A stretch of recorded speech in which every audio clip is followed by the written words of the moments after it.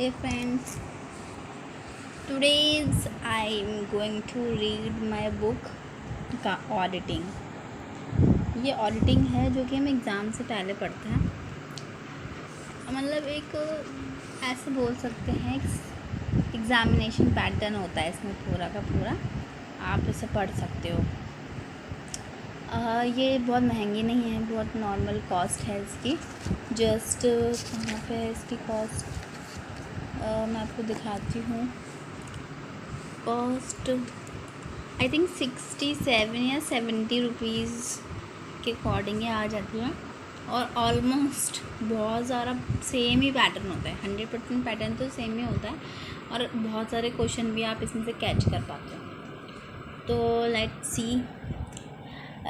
हमारा सी C S university का है, बुक कोड है हमारा ऑडिटिंग का C302। अगर आप C302 करके करेंगे तो आप ऑडिटिंग का पेपर मिल जाएगा। ओके, तो इसके अंदर आपके जो लास्ट में मैं आपको दिखाना चाहती हूँ, देखिए ये आपको BA के लिए भी मिल जाएगी, BSc भी, BCom भी और MA MCom की परीक्षाओं में निश्चित सफलता के लिए अनुभवी लेखकों द्वारा लिखित तथा संपूर्ण पाठ्यक्रम पर आधारित।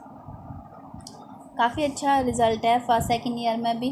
फर्स्ट ईयर में तो मैंने स्वाति प्रकाशन का वो लिया था, बट सेकंड ईयर में मैंने चित्रा ली थी। एंड दिस इज़ है तो थोड़ा बहुत सेम ही, बट ज़्यादातर मुझे लगता है कि चित्रा में बहुत बैलेंस करके आपको बता रखा होता है कि कैसे कैसे पेपर हैं कैसे हैं। तो मैं आपको पेपर दिखाती हूँ। पेपर है, ये 2019 का पेपर है, 2019 का। और सारा पेपर सेम है जो कि एग्ज़ाम में हुआ था। मैंने ऑलरेडी कुछ क्वेश्चंस कवर कर लिए हैं, क्योंकि ऑडिटिंग में ज़्यादातर तो थ्योरेटिकल पार्ट होता है। इसके अलावा थोड़ा बहुत पार्ट जो होता है वो होता है प्रैक्टिकल नॉर्मली। और क्या होता है, तो माय डियर फ्रेंड्स मैं आपको दिखाती हूँ कि क्वेश्चन किससे कहते हैं, ठीक है। तो 19 का फर्स्ट क्वेश्चन है हमारे सामने कि profit prior to incorporation to treated as. अगर प्रॉफिट है तो हम उसको किस तरीके से ट्रीट करेंगे, है ना, प्रायर इनकॉर्पोरेशन में, ठीक है। इंटरीम प्रॉफिट कहेंगे इसको हम, रेवेन्यू प्रॉफिट बोलेंगे, कैपिटल प्रॉफिट या कुछ भी नहीं। तो answer is capital profit. The second question is capital profit can be utilized in. जो कैपिटल प्रॉफिट है उसको हम कहाँ कहाँ यूटिलाइज कर सकते हैं। तो ए है इसमें issue of bonus shares, bonus share को इशू करने में इसे हम यूज़ कर सकते हैं। बी है डिविडेंड डिस्ट्रीब्यूशन। सी है राइटिंग ऑफ कैपिटल लॉसेस। तो हम राइटिंग ऑफ कैपिटल लॉसेस तो कर सकते हैं, उसके साथ साथ अगर हमें बोनस शेयर चाहिए होते हैं तो वो भी इशू हो जाता है।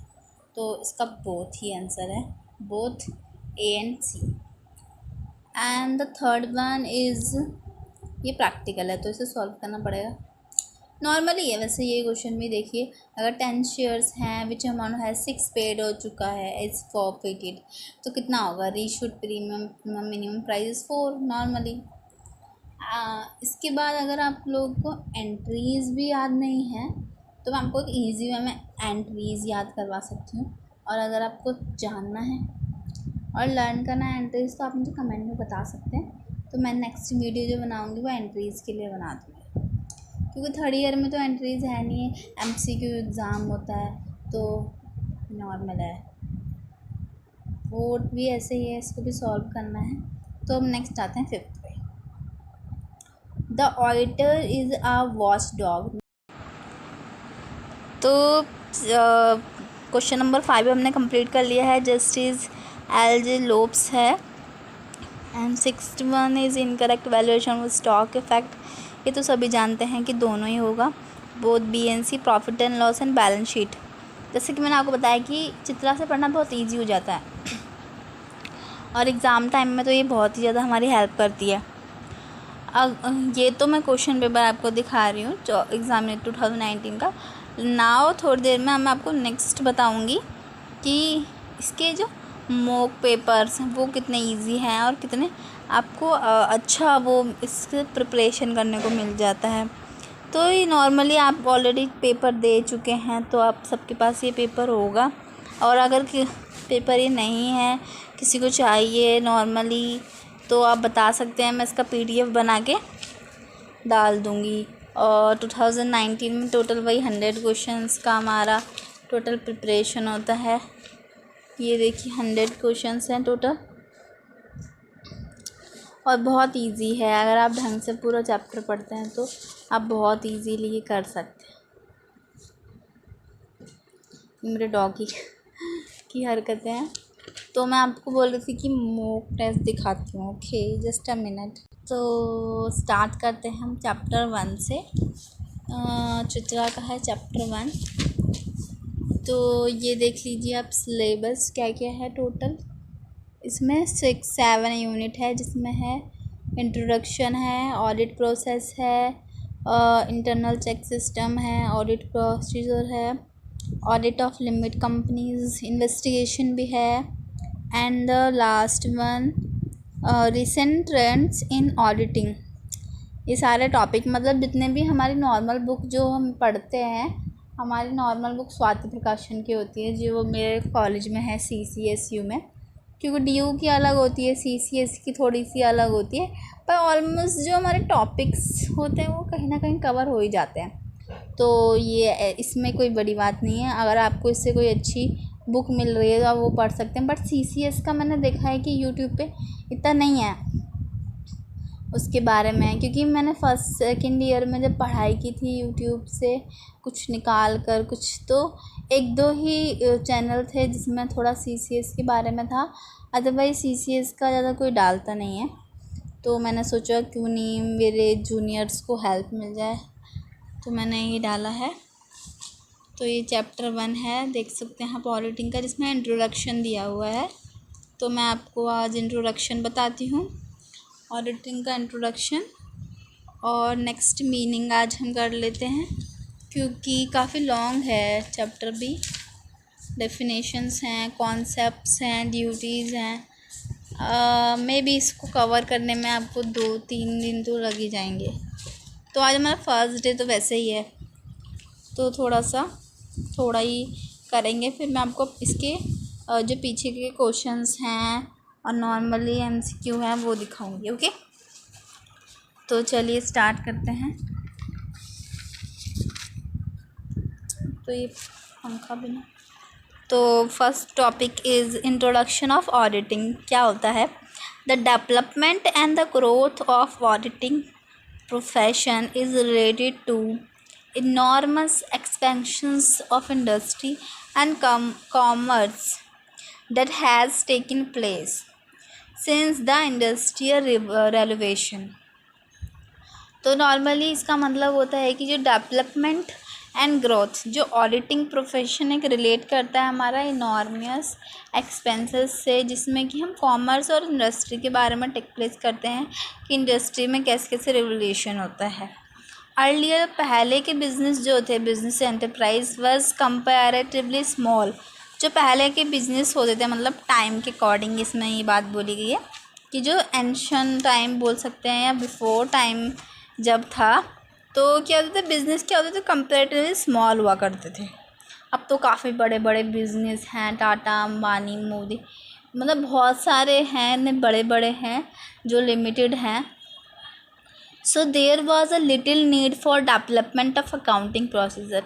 तो यहाँ पे क्या है ना कि थोड़ी सी नीड है, आवश्यकता है, ज़रूरत है हमको कि डेवलपमेंट हो अकाउंटिंग प्रोसीजर में थोड़ा और ज़्यादा, क्योंकि स्मॉल थे। But when the scale of operation increase, जैसे जैसे ऑपरेशंस इंक्रीज होने लगा, मतलब बिजनेस बड़े होने लगे, it become necessary for the managers to present accounts. तो उसमें क्या होने लगा कि ये होने लगा कि हमें मैनेजर्स रखने पड़े जो कि प्रेजेंट करें, क्योंकि बिज़नेस अब पहले तो स्मॉल पे था, तो single proprietor, single persons, normally 2 member partnership में हो जाता। बट अब बिज़नेस बढ़ रहा है तो हमें बहुत सारे पर्सनस चाहिए होंगे, बहुत सारे पीपल्स चाहिए होंगे जो कि उसको मैनेज करें। तो उसके लिए मैनेजर की ज़रूरत पड़ने लगी उसको अकाउंट की। To the shareholder for checking, तो जो शेयर होल्डर्स थे पहले तो स्मॉल पे इतना नहीं करते थे, लेकिन अब बाद में बड़े होने के बाद शेयर होल्डर को भी उसे चेकिंग करने के लिए वो रखा गया। इन अदर वर्ड्स इसको हम ऑडिटिंग बोलेंगे। तो एक स्मॉल सा ऑडिटिंग का मतलब ये हो जाता है कि ऑडिटिंग क्या होता है, ऑडिटिंग मतलब चेकिंग, किसी चीज़ को चेक करना, किसी चीज़ को चेक करके उसका रिव्यू देना। फॉर एग्ज़ाम्पल, अगर आपकी कंपनी है and you are the owner of this company, ठीक है, आपके पास हाई शेयर्स हैं, आप तो आपको क्या है ना, आप पूरी कंपनी के ऊपर इतना ध्यान नहीं दे सकते, आपकी बहुत सारी ब्रांचेस है, तो आप एक ही ब्रांचेस पे फोकस कर सकते हो, सारी ब्रांच पे तो फोकस नहीं कर सकते ना। आपको मान लो 5 ABCDEF है, तो आप ए में जाओगे, बी में जाओगे, सी में जाओगे, तो एक टाइम आएगा कि आप परेशान हो जाओगे, क्योंकि उसके सारे ऑडिट करना, बैलेंस, प्रॉफिट एंड लॉस सब कुछ चेक नहीं हो सकता, एक इंसान इतना नहीं कर सकता। तो उसके लिए क्या रखा जाता है, एक ऑडिटर रखा जाता है, जो कि शेयर होल्डर में से भी हो सकता है या हम बाहर से भी उसे अपॉइंट कर सकते हैं। ओके, तो इसको हम क्या बोलते हैं, ऑडिटिंग बोलते हैं। सेकंड हम आते हैं meaning and definition of auditing. Almost तो मैं आपको बता ही चुकी हूँ, बट थोड़ा सा ये है कि लैटिन वर्ड में क्या बोलते हैं, इसका मीनिंग क्या होता है, तो वो क्या है। The word audit has been derived from the Latin word audire. जो ऑडिट वर्ड है वो आया है लैटिन वर्ड ऑडायर से, विच मीन्स टू हियर, जिसका मतलब होता है हियर माने सुनना, सामने वाले की सुनना है और अपनी बात को भी सुनाना और चेक करना। The owners appointed certain persons to check the account. तो जो ऑनर, जैसे कि मैंने आपको एग्जांपल दिया कि ऑनर को एक पर्सन रखना पड़ता है चेक करने के लिए account. When ever they suspected fraud, अगर उसमें कोई फ्रॉड हो रहा हो, उसके अंदर कोई कुछ बेईमानी कर रहा हो, उसको चेक करने के लिए ऑनर जो है ऑडिटर रखता है।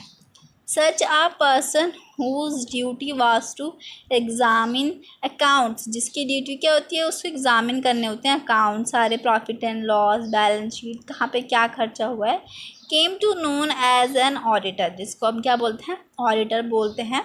ही used to send for the accountant and hear whatever they had to say in connection with the accounts. तो उसे क्या होता है, सारे के सारे अपने डॉक्यूमेंट होते हैं वो अकाउंटेंट से लेता है और सारे चेक करता है कि क्या क्या कनेक्शन है अकाउंट के बीच में, ये सब। Person who are responsible for financial transaction use to satisfy auditor by their oral explanation.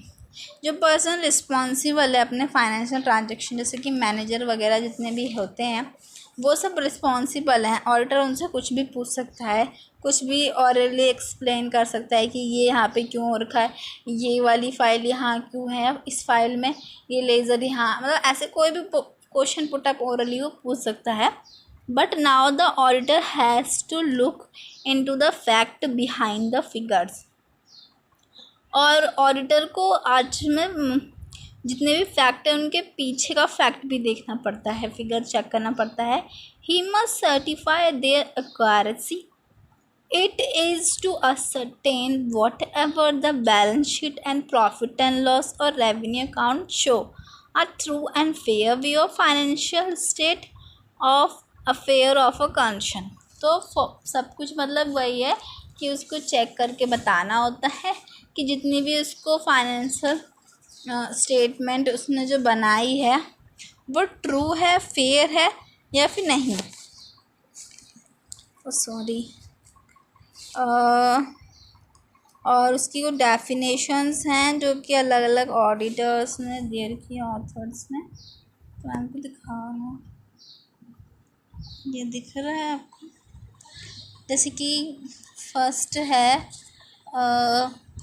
N audit is defined, what I do यार,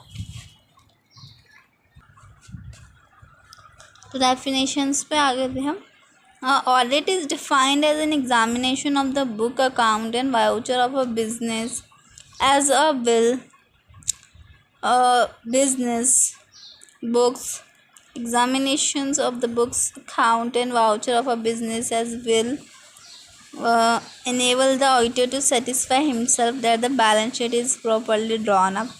वही उसको सब कुछ चेक करना होता है, एग्जामिन करना होता है, जो बुक्स ऑफ अकाउंट हैं, वाउचर्स हैं, वो उसको खुद को सेटिस्फाई कर रहे हैं कि वो सही से प्रॉपर्ली बना है, so as to give a true and fair view of the state of affairs of the business and whether the profit and loss account gives a true and fair view of profit और loss for the financial period. इससे क्या होगा कि उसका जो weather होगा, जो business का total profit and loss account होगा, वो हमें ट्रू और फेयर फाइनेंशियल पीरियड बताएगा. According to the best known of his information and the explanation that are given to him and shown by the books, and if not, it in what respect he is not satisfied. तो ये दिए है हमें स्पीशर and Pegler ने. उसके बाद दूसरी है a few more important definition of the word auditing as given by different authors, जो कि नीचे दिए गए हैं.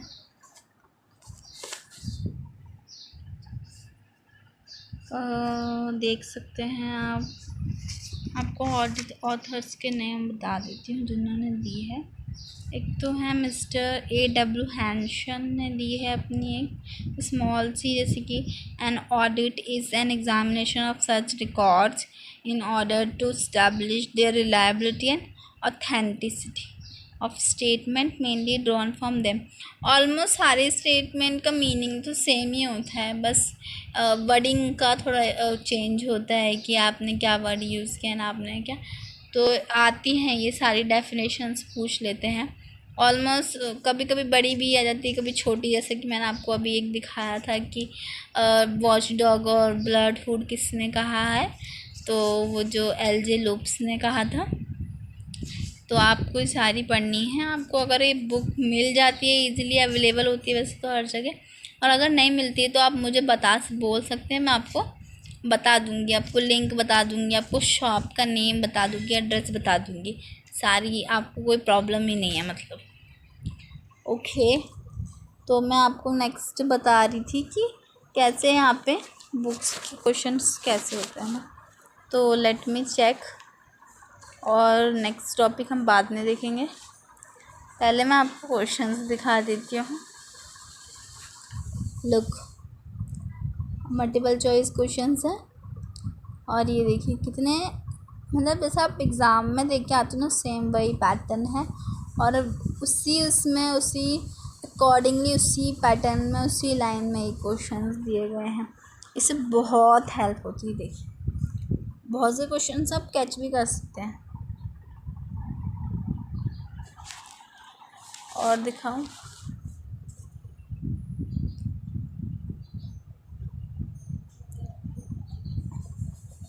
अगर आपको कोई भी क्वेश्चन ना दिख रहा हो या कुछ प्रॉब्लम हो तो आप मुझे बता सकते हो. मैं इसका PDF बना के भेज दूँगी आपको, बट जब ज़रूरत हो, क्योंकि आप फिर बुक ले लोगे तो आप पढ़ सकते हैं. जैसे कि मैं आपको क्वेश्चन नंबर 33 पढ़ के दिखाती हूँ. Auditing standard serve as a criteria to measures. तो कोई बताएगा ये तो क्या होता है. Proficiency of an auditor, quality of the auditor procedure, और एक और दिया हुआ है option performance of examination. The answer is the B, quality of the auditing procedure. तो ये काफ़ी इजी होते हैं. आप नॉर्मली बुक रीड करके पढ़ेंगे लाइन वाइज लाइन, आपको खुद को मीनिंग खुद को समझ में आनी चाहिए. जैसे कि ऑडिटर होता है ना, अगर उसको खुद ही नहीं पता उसने क्या बना के दिया है क्या नहीं दिया है, तो उससे कोई फ़ायदा नहीं है. देखिए, और पीछे आंसर्स भी मिल जाते हैं इसके. तो आज के लिए मैं इतना ही बताना चाहूँगी. तो चैप्टर 1 ऑलमोस्ट मैंने आपको सारे क्वेश्चंस दिखा दिए हैं, और अगर आपको बुक ना मिले तो आप मुझे बता सकते हैं. और जैसे कि मैंने आपको पहले ही बता दिया है कि थोड़ा बहुत तो पढ़ना ही पड़ता है इजी स्टडी में भी. बहुत ज़्यादा डिफ़िकल्ट नहीं है बहुत ईजी। आपको समझ में आना चाहिए, सामने वालों को आए या ना आए। अब दो लोग बैठते हैं पढ़ने के लिए तो एक की थिंकिंग अलग होती है, एक की थिंकिंग